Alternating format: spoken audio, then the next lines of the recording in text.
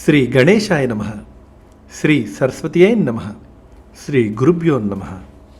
శ్రీ గురు చరిత్ర 13వ అధ్యాయం. శ్రీగురుని కథ శ్రద్ధగా విని పులకించిపోయిన నామధారకుడు సిద్ధమునికి నమస్కరించి, స్వామి, ఈ శ్రీగురు చరిత్ర ఎంత విన్నా తనివి తీరడం లేదు. నా పరిస్థితి లేత పచ్చికని చవిచూచిన ఆకలిగొన్న ఆవి వలె ఉన్నది. నేను ఎంత అల్పజ్ఞుడనో నాకిప్పుడు తెలుస్తూ ఉన్నది. అజ్ఞానం వలన భ్రష్టుడనై నేనే వెనక కష్టాలు కొని తెచ్చుకున్నానని, శ్రీగురుని పక్షాన ఎట్టి లోపమూ లేదని నాకిప్పుడు అర్థమవుతూ ఉంది. అజ్ఞానాంధకారంలో దారి కనిపించకున్నా నాకు జ్ఞానజ్యోతి అయిన మీరే శ్రీగురుణ్ణి చూపారు. మీ రూపంలో శ్రీగురుడే నన్ను అనుగ్రహించారు. మీరు చేసిన మేలుకు నేనెన్నటికీ మీ రుణం తీర్చుకోలేను. కల్పవృక్షానికి, చింతామణికి జ్ఞానమిచ్చిన వారికి ఏమి చేసి ప్రత్యుపకారం చేయగలము? మీ బోధ వలన నాకు సర్వార్థ సాధకమైన నిరంతర గురుస్మరణ కుదురుతోంది. దయతో అటు తర్వాత శ్రీగురుడు ఎక్కడికి వెళ్ళారో, ఏమి చేశారో సెలవియండి అని ప్రార్థించాడు. సిద్ధయోగి మరింత సంతోషంతో అతని శిరస్సు పైన చెయ్యి పెట్టి, నీ జన్మ ధన్యమైంది.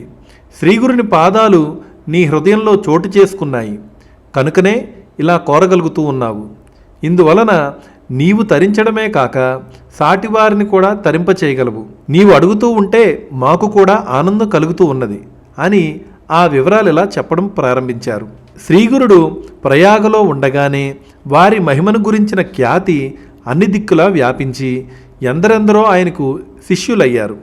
వారిలో ముఖ్యుడు మాధవుడు, సిద్ధుడు, బాలుడు, ఉపేంద్రుడు, జ్ఞానజ్యోతి, సదానందుడు, కృష్ణుడు అనే 7గురము స్వామికి ముఖ్యమైనటువంటి శిష్యులము. మా అందరి పేర్లకు చివర సరస్వతి అనే బిరుదుంటుంది. శ్రీగురుడు మమ్ములను మరికొందరు శిష్యులను వెంటబెట్టుకుని అనేక తీర్థాలు, క్షేత్రాలు పావనం చేస్తూ దక్షిణ దేశం తిరిగి వచ్చి పూర్వాశ్రమంలో తమ జన్మస్థానమైన కారంజా నగరం చేరారు.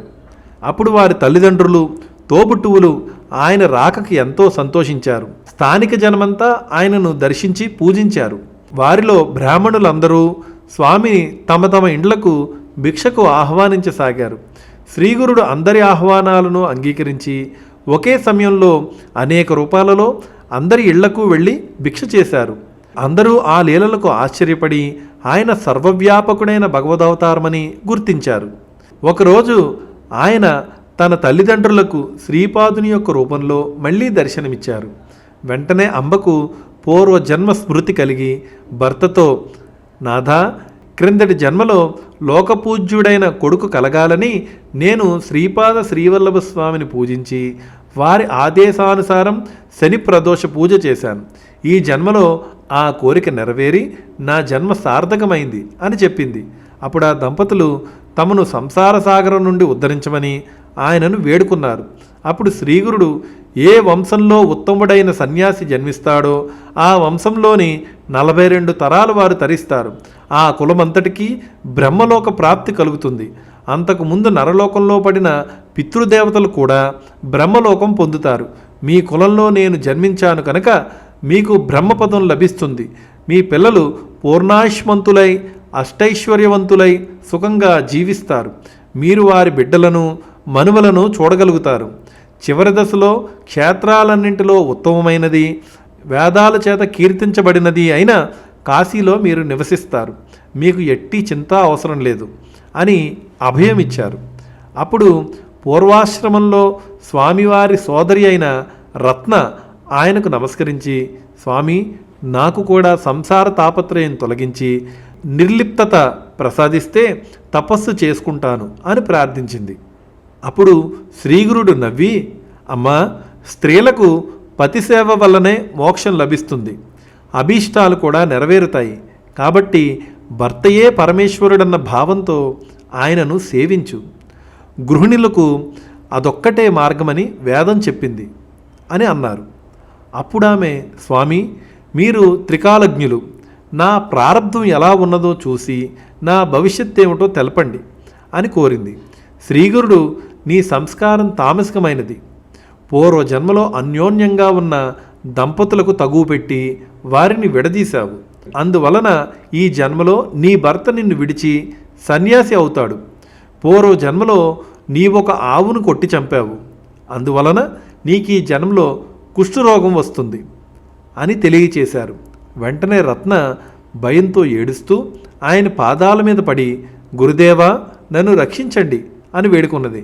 శ్రీగురుడు ఆమెను ఓదార్చి, అమ్మ, మా అనుగ్రహం వలన ఈ కర్మఫలం నీవు వృద్ధాప్యంలో అనుభవిస్తావు. నీకు కుష్ఠరోగం వచ్చినప్పుడు మా దర్శనం అవుతుంది. నీకు కుష్ఠరోగం పొడచూపగానే దక్షిణ దిక్కున ఉన్న భీమానదీ తీరంలోని పాప వినాశ క్షేత్రానికి వెళ్ళు. భీమా అమరజానది సంగమం దగ్గరనున్న గంధర్వపురంలో ఆ తీర్థమున్నది అని చెప్పి శ్రీగురుడు తమ శిష్యులతో కలిసి గోదావరి పుట్టిన క్షేత్రమైన నాసిక్ బయలుదేరారు. నామధారక, ఈ పరమ పవిత్రమైన గోదావరి నదిని వృద్ధగంగా అంటారు. దాని ఒడ్డున ఎన్నో పుణ్యక్షేత్రాలు, తీర్థాలు ఉన్నాయి. అది ఎలా వచ్చిందో చెబుతాను. పూర్వం మునులు భూమిపై వడ్లు చల్లి తమ తపోమహిమ వలన ఆ రోజే పంట పండించుకునేవారు. ఒకరోజు బ్రహ్మర్షి అయిన గౌతముడు వడ్లు చల్లి తపస్సుకు కూర్చున్న సమయంలో మునులందరూ సమావేశమై ఈయనకొక సంకటం కల్పిస్తే, ఈయన మనందరి కోసము గంగా నదిని భూలోకానికి తీసుకురాగలడని, జీవులన్నింటికీ ఆ నదీ స్నానం వలన సద్గతి లభిస్తుందని నిశ్చయించుకున్నారు. అందరూ కలిసి ఒక ఆవును, ఒక దూడను తమ దర్భలతో తయారు చేశారు. తమ తపోశక్తితో వాటికి ప్రాణం పోసి గౌతమ ముని పంట చేనుపైకి వదిలారు. అనుష్ఠానం చేసుకుంటూ ఉన్న గౌతముడు ఆవును చూచి తన చేతిలోని దర్భతో దానిని అదిలించాడు. వెంటనే ఆ ఆవు మరణించింది. గోహత్య చేసినందుకు ప్రాయశ్చిత్తంగా గంగానదిని భూమిపైకి రప్పించి అందులో స్నానం చేయమని మునులందరూ కోరారు. గౌతముడు అందుకు అంగీకరించి తపస్సు చేసి శంకరుని యొక్క అనుగ్రహంతో గంగను భూమి మీదకు తెచ్చాడు. అందుకే దీనిని గౌతమి అంటారు. అదియే ఈ గోదావరి. ఇది కూడా గంగానది అంతటి పవిత్రమైనది కనుకనే శ్రీగురుడు దాని పుట్టుక స్థానమైన త్రయంబకానికి వచ్చారు. తర్వాత ఆయన ఆ నది యొక్క 2 తీరాలలో ఉన్న పుణ్యక్షేత్రాలను దర్శిస్తూ గోదావరి పరిక్రమణం చేశారు. ఆ పర్యటనలో శ్రీగురుడు మంజరీకము అనే క్షేత్రానికి వచ్చారు. అక్కడ మాధవారణ్య స్వామి అనే సన్యాసి నరసింహావతారాన్ని పూజిస్తూ ఉండేవాడు. ఒకరోజు అతనికి ధ్యానంలో తన ఇష్టదైవానికి బదులుగా శ్రీగురుడి దర్శనమైంది. తర్వాత అతడు శ్రీగురుణ్ణి దర్శించి సాష్టాంగ నమస్కారం చేసి గద్గద కంఠంతో, మీరు సాక్షాత్తు ఈ నదికి ఉత్తర తీరాన ఉన్న శ్రీ లక్ష్మీ సమేతుడైన ఆ నరసింహస్వామియే అన్నాడు. మా దర్శనం వలన నీ సేవ ఫలించింది. ఇక నుంచి ఆత్మభావంతో మమ్మలనే ధ్యానం చేస్తూ ఉండు అని శ్రీగురుడు తమ దివ్య దర్శనం అనుగ్రహించారు. మాధవారణ్యుడు పారవస్యంతో ఇలా స్తుతించాడు. ఓ జగద్గురు సార్వభౌమ, మీకు జయము జయము. నరునిలా కనిపిస్తూ ఉన్న మీరు త్రిమూర్తి స్వరూపము. లోకాలను ఉద్ధరించే జగజ్యోతి స్వరూపులైన పరమ పురుషులు మీరు. మీ పాదదర్శనం వలన కృతార్థుడనయ్యాను. శ్రీగురుడు మాధవారణ్యతో ఇలా చెప్పారు. నీకు మంత్రసిద్ధి అయి నిశ్చయమైన పద్ధతి లభించింది. నీవు నిత్యము మా స్వరూపమైన నరసింహమూర్తికి మానసిక పూజ చేశావు కనుకనే మా ప్రత్యక్ష దర్శనం నీకు లభించింది. నీకు శాశ్వత బ్రహ్మపదం లభిస్తుంది అని ఆశీర్వదించి గోదావరి పరిక్రమణ కొనసాగించారు. తర్వాత శ్రీగురుడు వాసర బ్రహ్మేశ్వర క్షేత్రం చేరి స్నానానికై శిష్యులతో కలిసి నది ఒడ్డుకు చేరారు. ఆ క్షేత్రంలో ఒక సద్బ్రాహ్మణుడు తీవ్రమైన కడుపు నొప్పితో బాధపడుతూ ఉండేవాడు. అన్నం తింటే చాలు అతనికి ప్రాణం పోయేంత బాధ కలిగేది. ఒక మహర్నవమి నాటికి అతడు భోజనం చేసి 1 నెల రోజులైంది. ఆ రోజు అతడు కడుపు నిండా భోజనం చేసేసరికి విపరీతమైన కడుపు నొప్పి వచ్చింది. అన్ని జీవులకు ఆధారమైన అన్నం సరిపడకుండా వచ్చాక నేను జీవించడం కంటే మరణించడమే మేలు అనుకుంటూ అతడు ఆ రోజు గోదావరిలో పడి తన ప్రాణాన్ని వదలాలని నిశ్చయించుకున్నాడు. అతడు తన మెడకొక బండ కట్టుకుని ఆయాసపడుతూ చివరిసారిగా శివుడిని స్మరించి, స్వామి, నేను పూర్వ జన్మలో పేదలకు అన్నదానం చేయలేదో లేదా అతిథులను ధిక్కరించాను, ఈ జన్మలో భూమికి భారమయ్యాను. ఎట్టి పుణ్యము గత జన్మలో చేయనందువల్లనే కాబోలు ఈ జన్మలో కొద్దిపాటి పుణ్యఫలం కూడా అనుభవించలేదు. బ్రాహ్మణుల జీవనమో పశువుల గ్రాసమో అపహరించానేమో, నమ్మిన వారికి ద్రోహం చేశానేమో, లేదా తల్లిదండ్రులను అవమానించానేమో, లేక ఎన్నో జీవులకు నివాసమైన వనానికి నిప్పు పెట్టానేమో, తల్లిదండ్రులను విడిచి భార్యతో కలిసి మృష్టాన్న భోజనం చేశానేమో, లేక వధూవరులను చంపానేమో, లేకుంటే అన్నమే గిట్టని ఈ వ్యాధి నాకెందుకు వస్తుంది? ఈశ్వరుణ్ణి భక్తితో పూజించలేదో, లేక నేను సద్గురువుని నిందించానేమో, లేకుంటే నన్నే దైవము ఎందుకు అనుగ్రహించడం లేదు అని పరితపించి నదిని సమీపించాడు. సరిగా ఆ సమయానికి శ్రీగురుడు తన శిష్యులతో కలిసి స్నానం చేయడానికి నది వద్దకు వచ్చారు. ఆ బ్రాహ్మణుడిని చూచి ఆయన అతనిని తీసుకురమ్మనమని చెప్పి శిష్యులను పంపారు. శిష్యులు పరుగున పోయి నీటిలో మునగబోతూ ఉన్న ఆ బ్రాహ్మణుడిని బలవంతాన శ్రీగురుని వద్దకు తీసుకువచ్చారు. స్వామి అతనితో, బ్రాహ్మణుడా, ఆత్మహత్య మహాపాపమని తెలిసి కూడా నీవెందుకు ఈ పని చేస్తూ ఉన్నావు అని అడిగారు. ఆ బ్రాహ్మణుడు, స్వామి, నన్ను ఈ విషయం అడిగి మాత్రం ప్రయోజనమేమున్నది? పక్షానికి నెలకి ఒక్కసారి భోజనం చేసినా కూడా భరించరాని బాధ కలుగుతూ ఉన్నది. అన్నం తినకుండా నేను ఎలా బ్రతికేది?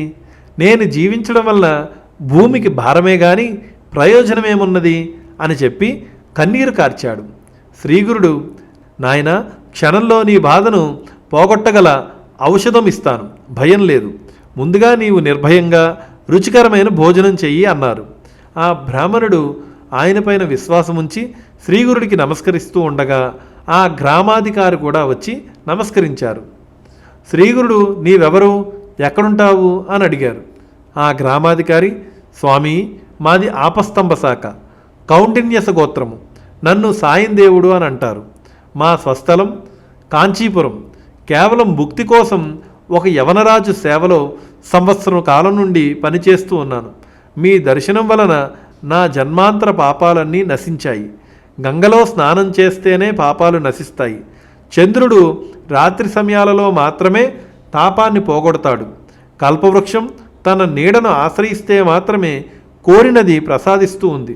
కానీ ఈ విశ్వాన్ని తరింపజేయడానికి అవతరించిన మీరు తక్షణమే పాప తాప దైన్యాలను హరించి ధర్మార్థ కామ మోక్షాలను ప్రసాదించగలుగుతారు. నా అదృష్టం వలన అప్రయత్నంగానే మీ దర్శనమైంది అని స్తుతించాడు. శ్రీగురుడు అతనిని ప్రేమగా తమ దగ్గరగా కూర్చోబెట్టుకుని, సాయిందేవా, నేనొక మాట చెబుతాను విను. ఈ బ్రాహ్మణుడికి ఉదరశూల రోగం ఉన్నది. భోజనం లేకుండా ఇతడెలా బ్రతుకుతాడు? అతని రోగానికి మృష్టాన్న భోజనమే మందు. కనుక నీవితనిని తీసుకువెళ్ళి మంచి భోజనం పెట్టు అని ఆదేశించారు. సాయందేవుడు ఆశ్చర్యచకితుడై, స్వామి, నెల రోజులు ఉపవాసం తర్వాత నిన్న ఒక్కరోజు తింటేనే ఇతడా బాధ భరించలేక ఇప్పుడు ఆత్మహత్యకు సిద్ధమయ్యాడు. ఇతనికి భోజనం పెడితే బ్రహ్మహత్యా పాతకం చుట్టుకుంటుందేమో అన్నాడు. అలా అయితే ఇంకా మంచి మందు చెబుతాను విను. నన్ను మించిన వైద్యుడే లేడు. ఇతనికి పరమాన్నము గారెలతో కూడిన భోజనమే పరమౌషధము. నీవు సంకోచించక ఇతనిని తీసుకువెళ్ళి అలాంటి భోజనం పెట్టు అన్నారు. సాయిందేవుడు ఆయనకి నమస్కరించి శిష్య సమేతంగా శ్రీగురుడిని కూడా భిక్షకు ఆహ్వానించాడు. అప్పుడు శ్రీగురుడితో పాటు అందరము సాయిందేవుని ఇంటికి వెళ్ళాము. ఆ పుణ్య దంపతులు రంగవల్లులతో తీర్చిదిద్దిన మండపాల మీద చిత్రాసనాలు వేసి శ్రీగురుడిని మిగిలిన అతిథులను కూర్చోబెట్టి రుద్రసూక్తము మొదలైన మంత్రాలు చదువుతూ శ్రీగురునికి సర్వోపచారాలతో పూజించారు. శ్రీగురుడు సంతోషించి, నీ సంతతి వృద్ధి పొందుగాక, నీ వంశస్థులందరికీ మా యందు భక్తి కలుగుగాక అని సాయందేవుడిని ఆశీర్వదించారు. ఆ తర్వాత ఆ దంపతులు అందరికీ షడ్రసోపేతమైన భోజనం పెట్టారు. శ్రీగురుని కృప వలన ఉదరరోగి అయిన బ్రాహ్మణునకు ఆ భోజనం అమృతంలా పనిచేసి అతని రోగబాధ మాయమయ్యింది. శ్రీ దత్తాయ గురవే నమః. శ్రీ శ్రీపాద శ్రీవల్లభాయ నమః. శ్రీ నృసింహ సరస్వతియే నమః. శ్రీ గురు చరిత్ర 13వ అధ్యాయం సంపూర్ణం.